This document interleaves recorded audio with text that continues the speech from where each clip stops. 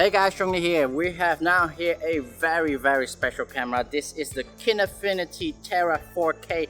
This is a very interesting camera because this camera is like a red but for a much less price. Also this can film in DNG, Kine and also ProRes, so you can get a lot of professional use out of this. And this is like a really professional camera. As you can see, you won't think you're just doing some vlogging with this. You probably could vlog with this camera, but this is a slightly big camera. Overall, from what I expected to be, it's actually much smaller than I expected. The body its own, right now it has a pretty big lens, but if you put a quite small pancake lens on it, it's quite a small setup.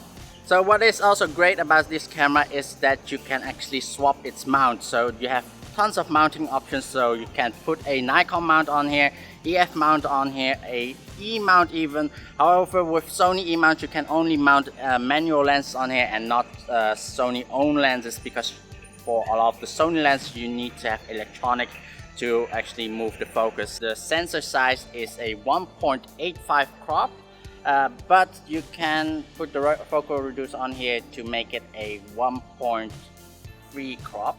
Another thing is also great about this camera, you don't really need to use a lot of proprietary things, so you can also put your own SSD in here. You don't need to purposely use Kinemax. You can also put a SanDisk SSD in here.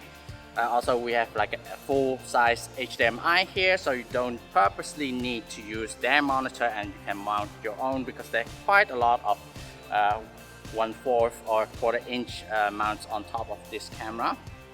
And the battery, so you don't need to have like the proprietary battery, because this battery that it uses is a Sony BP battery. The battery that goes in here actually is here under the grip, which is quite easy and quite cool because this battery is small. You can have quite a lot of these in your bag. And also the great thing about the battery is that it goes for around 90 minutes, so it's not that bad.